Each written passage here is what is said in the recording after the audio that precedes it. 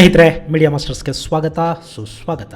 ಗೆಳೆಯರೆ, ಭಾರತದ ರಫ್ತು ವಹಿವಾಟು $400 ಬಿಲಿಯನ್ ಗುರಿಯನ್ನು ತಲುಪುವ ಮೂಲಕ ದಾಖಲೆಯನ್ನ ಸೃಷ್ಟಿ ಮಾಡಿರೋ ಬೆನ್ನಲ್ಲೇ ಈಗ ಭಾರತದ ಗೋಧಿ ರೈತರ ಅದೃಷ್ಟದ ಬಾಗಿಲು ಕೂಡ ತೆರೆಕೊಳ್ಳತೊಡಗಿದೆ. ಈ ಬಾರಿ ಗೋಧಿಗೆ ವಿಶ್ವದಾದ್ಯಂತ ವಿಪರೀತ ಬೇಡಿಕೆ ಸೃಷ್ಟಿಯಾಗ್ತಾ ಇದೆ. ಈಗಾಗಲೇ ಭಾರತ 6.6 ಮಿಲಿಯನ್ ಅಂದ್ರೆ 66 ಲಕ್ಷ ಮೆಟ್ರಿಕ್ ಟನ್ ಅಷ್ಟು ಗೋಧಿಯನ್ನ ವಿದೇಶಗಳಿಗೆ ರಫ್ತು ಮಾಡಿದೆ. ಈ ಬಾರಿ ಭಾರತದ ಗೋಧಿ ಬೆಳೆ ಕೂಡ ಅತ್ಯಧಿಕ ಪ್ರಮಾಣದಲ್ಲಿ ಕೈ ಸೇರೋ ನಿರೀಕ್ಷೆ ಇದ್ದು ಹೊಸ ಆಮದುದಾರ ದೇಶಗಳ ಸೃಷ್ಟಿಯಾಗುವ ಎಲ್ಲ ಸಾಧ್ಯತೆಗಳು ಕಂಡು ಬರ್ತಾ ಇವೆ. ಈಜಿಪ್ಟ್, ಇಂಡೋನೇಷಿಯಾ, ಸುಡಾನ್ ಮುಂತಾದ ದೇಶಗಳ ಜೊತೆಗೆ ಟರ್ಕಿ ಕೂಡ ಗೋಧಿಗಾಗಿ ಭಾರತದ ಕಡೆ ಮುಖ ಮಾಡ್ತಾ ಇದೆ. ಹಾಗೆ ಮೆಕ್ಕೆಜೋಳಕ್ಕೆ ಕೂಡ ಬೇಡಿಕೆ ಶುರುವಾಗಲಿದ್ದು ಭಾರತದ ಆಹಾರ ಧಾನ್ಯಗಳ ರಫ್ತು ವ್ಯಾಪಾರ ಇನ್ 2-3 ವರ್ಷಗಳ ಕಾಲ ನಿರಾತಂಕವಾಗಿ ಮುಂದುವರಿಯಲಿದೆ ಮತ್ತು ಒಂದಷ್ಟು ಆಹಾರ ಧಾನ್ಯಗಳ ಬೆಲೆ ಕೂಡ ಏರಿಕೆಯಾಗುವ ಸಾಧ್ಯತೆ ಕಂಡು ಬರ್ತಾ ಇದೆ. ಸ್ನೇಹಿತರೆ, ನಾನಿಲ್ಲಿ ಯುಗಾದಿ ಭವಿಷ್ಯವನ್ನು ಹೇಳ್ತಾ ಇಲ್ಲ, ಬದಲಿಗೆ ರಷ್ಯಾ ಯುಕ್ರೇನ್ ಸಂಘರ್ಷದ ಕಾರಣದಿಂದಾಗಿ ಭಾರತದ ರೈತರಿಗೆ ಒದಗಿ ಬರಲಿರುವ ಅವಕಾಶಗಳ ಬಗ್ಗೆ ಹೇಳ್ತಾ ಇದ್ದೀನಿ. ಹಾಗಾದ್ರೆ ಅಂತಾರಾಷ್ಟ್ರೀಯ ಆಹಾರ ಮಾರುಕಟ್ಟೆಯಲ್ಲಿ ಏನಾಗ್ತಾ ಇದೆ, ಯಾವೆಲ್ಲ ದೇಶಗಳಿಗೆ ಭಾರತ ಗೋಧಿಯನ್ನು ರಫ್ತು ಮಾಡುತ್ತೆ ಮತ್ತು ಭಾರತದ ವ್ಯಾಪಾರ ಅವಕಾಶಗಳು ಹೇಗೆ ತೆರೆಕೊಳ್ಳಲಿವೆ ಅನ್ನೋ ಬಗ್ಗೆ ಒಂದಷ್ಟು ಮಾಹಿತಿಯನ್ನು ಇಲ್ಲಿ ನೋಡೋಣ.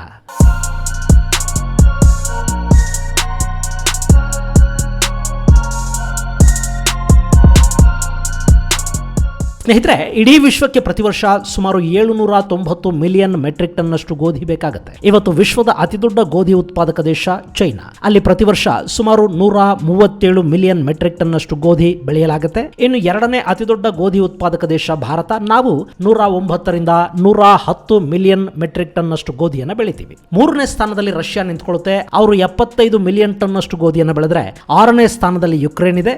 ಅವರು ಸುಮಾರು 33 ಮಿಲಿಯನ್ ಮೆಟ್ರಿಕ್ ಟನ್ ಅಷ್ಟು ಗೋಧಿಯನ್ನು ಬೆಳೀತಾರೆ.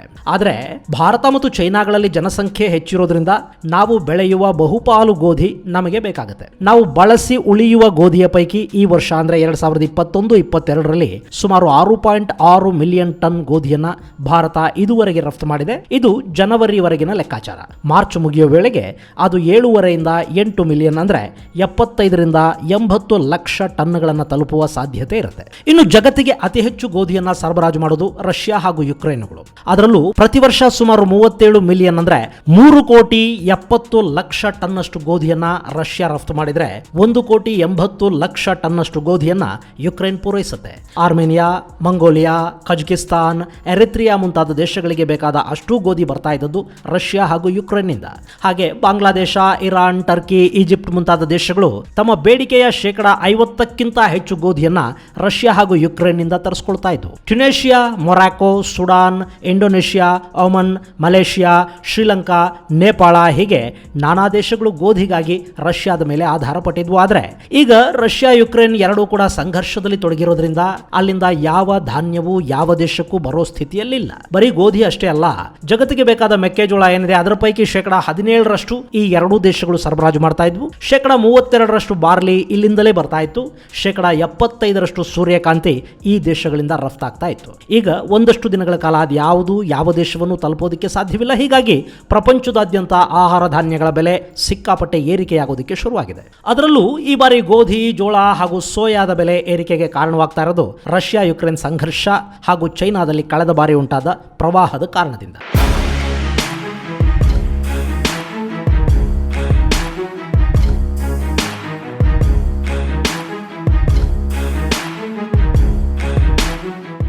ಚೈನಾ ಅತಿ ಹೆಚ್ಚು ಆಹಾರ ಧಾನ್ಯಗಳನ್ನು ರಫ್ತು ಮಾಡದೇ ಇದ್ರೂ ಕೂಡ ತನಗೆ ಬೇಕಾಗುವಷ್ಟು ಗೋಧಿಯನ್ನು ಬೆಳ್ಕೋತಾ ಇತ್ತು ಮತ್ತು ಇನ್ನೊಂದಷ್ಟನ್ನು ಆಮದು ಮಾಡ್ಕೋತಾ ಇತ್ತು. ಚೈನಾ ಒಂದಕ್ಕೆ ಪ್ರತಿ ವರ್ಷ 145 ಮಿಲಿಯನ್ ಮೆಟ್ರಿಕ್ ಟನ್ ಅಷ್ಟು ಗೋಧಿ ಬೇಕಾಗುತ್ತೆ. ಈ ಬಾರಿ ಅವರು ಸಾಕಷ್ಟು ಪ್ರಮಾಣದ ಬೆಳೆ ತೆಗೆಯೋದಕ್ಕೆ ಸಾಧ್ಯವಾಗದ ಕಾರಣ ಚೈನಾ ಕೂಡ ಗೋಧಿಯನ್ನು ಖರೀದಿ ಮಾಡೋದಕ್ಕೆ ನಿಂತಿದೆ. ಹೀಗಾಗಿ ಗೋಧಿಯ ಬೆಲೆ ಸಿಕ್ಕಾಪಟ್ಟೆ ಏರಿಕೆಯಾಗ್ತಾ ಇದೆ. ಅಫ್ಕೋರ್ಸ್ ನಮಗೆ ಇದರ ಬಿಸಿ ತಟ್ತಾ ಇಲ್ಲ. ಯಾಕೆಂದ್ರೆ ಮಾರ್ಚ್ ತಿಂಗಳಲ್ಲಿ ನಮಗೆ ಹೊಸ ಗೋಧಿ ಕಟಾವಿಗೆ ಬಂದಿದೆ. ಜೊತೆಗೆ ಈ ಬಾರಿ ಕಳೆದ ಬಾರಿಗಿಂತಲೂ ಹೆಚ್ಚಿನ ಗೋಧಿ ಬೆಳೆ ಬರುವ ನಿರೀಕ್ಷೆ ಕೂಡ ಇದೆ. ಕಳೆದ ಬಾರಿ 109 ಮಿಲಿಯನ್ ಟನ್ ಗೋಧಿ ಬೆಳೆದಿದ್ದ ಭಾರತ ಈ ಬಾರಿ 112ರಿಂದ 115 ಮಿಲಿಯನ್ ಟನ್ ಇಳುವರಿಯನ್ನ ನಿರೀಕ್ಷೆ ಮಾಡ್ತಾ ಇದೆ. ಜೊತೆಗೆ ನಮ್ಮಲ್ಲಿ ಪ್ರತಿ ವರ್ಷ ಆಹಾರ ಭದ್ರತೆಯನ್ನ ಗಮನದಲ್ಲಿಟ್ಟುಕೊಂಡು ಸುಮಾರು 7.5 ಮಿಲಿಯನ್ ಮೆಟ್ರಿಕ್ ಟನ್ ಅಷ್ಟು ಗೋಧಿಯನ್ನ ದಾಸ್ತಾನು ಕೂಡ ಮಾಡ್ತಾರೆ.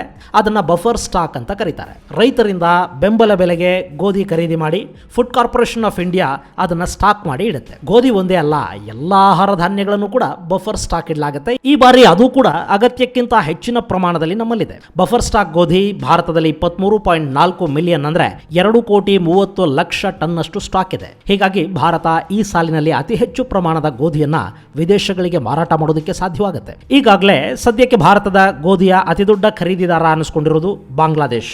ಅಲ್ಲಿಗೆ ನಾವು ಒಟ್ಟು ನಮ್ಮ ರಫ್ತಿನ 50% ಗೋಧಿಯನ್ನ ಸರಬರಾಜು ಮಾಡ್ತೀವಿ. ಹಾಗೆ ಶ್ರೀಲಂಕಾ, ನೇಪಾಳಗಳಿಗೆ ಕೂಡ ಭಾರತದ ಗೋಧಿ ಹೋಗುತ್ತೆ. ಇನ್ನು ಇಂಡೋನೇಷಿಯಾ, ಮಲೇಷಿಯಾಗಳಿಂದ ಕೂಡ ಭಾರತದ ಗೋಧಿಗೆ ಬೇಡಿಕೆ ಬರ್ತಾ ಇದೆ. ಮುಖ್ಯವಾಗಿ ಈಜಿಪ್ಟ್ ಭಾರತದಿಂದ ಗೋಧಿಯನ್ನ ಖರೀದಿ ಮಾಡೋದಕ್ಕೆ ಮಾತುಕತೆಯನ್ನ ಆರಂಭ ಮಾಡಿದೆ. ಇಷ್ಟು ದಿನ ಯಾವೆಲ್ಲ ದೇಶಗಳು ರಷ್ಯಾದಿಂದ, ಯುಕ್ರೇನ್ನಿಂದ ಅತಿ ಹೆಚ್ಚು ಗೋಧಿಯನ್ನ ಆಮದು ಮಾಡ್ಕೋತಾ ಇದ್ವೋ ಆ ದೇಶಗಳು ಭಾರತದ ಕಡೆ ಮುಖ ಮಾಡ್ತಾ ಇವೆ. ಆಫ್ಕೋರ್ಸ್ ರಷ್ಯಾ ಸರಬರಾಜು ಮಾಡ್ತಾ ಇದ್ದಷ್ಟು ಗೋಧಿಯನ್ನ ಭಾರತ ಕೊಡೋದಕ್ಕೆ ಸಾಧ್ಯವಾಗೋದಿಲ್ಲ. ಯಾಕೆಂದ್ರೆ ಇಡೀ ವಿಶ್ವದಲ್ಲಿ ಪ್ರತಿ ವರ್ಷ ಸುಮಾರು 200 ಮಿಲಿಯನ್ ಮೆಟ್ರಿಕ್ ಟನ್ ಅಷ್ಟು ಗೋಧಿ ರಫ್ತಾಗತ್ತೆ. ಆ ಪೈಕಿ ರಷ್ಯಾ ಮತ್ತು ಯುಕ್ರೇನ್ ಎರಡೇ ಸುಮಾರು 50 ಮಿಲಿಯನ್ ಮೆಟ್ರಿಕ್ ಟನ್ಗಿಂತಲೂ ಹೆಚ್ಚಿನ ಪ್ರಮಾಣದ ಗೋಧಿಯನ್ನ ರಫ್ತು ಮಾಡ್ತಾ ಇದ್ವು. ಭಾರತಕ್ಕೆ ಅಷ್ಟೊಂದು ಪ್ರಮಾಣದ ಗೋಧಿಯನ್ನ ರಫ್ತು ಮಾಡೋದಕ್ಕೆ ಖಂಡಿತ ಸಾಧ್ಯ ಆಗೋದಿಲ್ಲ. ಆದರೆ ಭಾರತ ತನ್ನ ರಫ್ತನ್ನ ಈ ಹಿಂದಿನ ದಿನಗಳಿಗಿಂತಲೂ ಗಣನೀಯ ಪ್ರಮಾಣದಲ್ಲಿ ಹೆಚ್ಚು ಮಾಡ್ಕೊಳ್ಳೋದಕ್ಕೆ ಮತ್ತು ತನ್ನ ಗೋಧಿಗೆ ಅಂತಾರಾಷ್ಟ್ರೀಯ ಮಟ್ಟದಲ್ಲಿ ಹೊಸ ಖರೀದಿದಾರರನ್ನ, ಮಾರುಕಟ್ಟೆಯನ್ನ ಸೃಷ್ಟಿ ಮಾಡ್ಕೊಳ್ಳೋದಕ್ಕೆ ಇದು ನಿಜಕ್ಕೂ ಅತ್ಯದ್ಭುತ ಅವಕಾಶ ಅಂತ ಹೇಳಿದ್ರೆ ಖಂಡಿತ ತಪ್ಪಾಗೋದಿಲ್ಲ. ಯಾಕೆಂದ್ರೆ ಕಳೆದ ವರ್ಷ ಅಂದ್ರೆ 2020-21ರಲ್ಲಿ ಸುಮಾರು 20 ಲಕ್ಷ ಮೆಟ್ರಿಕ್ ಟನ್ ಅಷ್ಟು ಗೋಧಿಯನ್ನ ರಫ್ತು ಮಾಡಿದ್ದ ಭಾರತ ಈ ಬಾರಿ ಕೇವಲ 10 ತಿಂಗಳ ಅವಧಿಯಲ್ಲೇ 66 ಲಕ್ಷ ಮೆಟ್ರಿಕ್ ಟನ್ ರಫ್ತು ಮಾಡುವ ಮೂಲಕ ಸುಮಾರು 66 ಲಕ್ಷ ಮೆಟ್ರಿಕ್ ಟನ್ ಅಷ್ಟು ಗೋಧಿಯನ್ನ ಭಾರತ ರಫ್ತು ಮಾಡಿದೆ.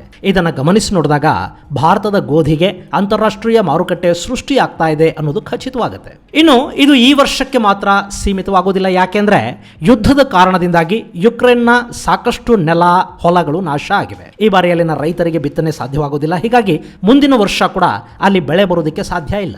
ಇನ್ನು ರಷ್ಯಾದ ಮೇಲಿನ ಆರ್ಥಿಕ ನಿರ್ಬಂಧಗಳು ಅಲ್ಲಿನ ಗೋಧಿಯನ್ನು ತರಿಸ್ಕೊಳ್ಳೋದಕ್ಕೆ ಸಾಕಷ್ಟು ದೇಶಗಳಿಗೆ ತೊಂದರೆಯನ್ನುಂಟು ಮಾಡುತ್ತವೆ. ಹೀಗಾಗಿ ಮುಂದಿನ ವರ್ಷ ಕೂಡ ಭಾರತದ ಗೋಧಿಗೆ ಬೇಡಿಕೆ ಖಂಡಿತ ಇರುತ್ತೆ.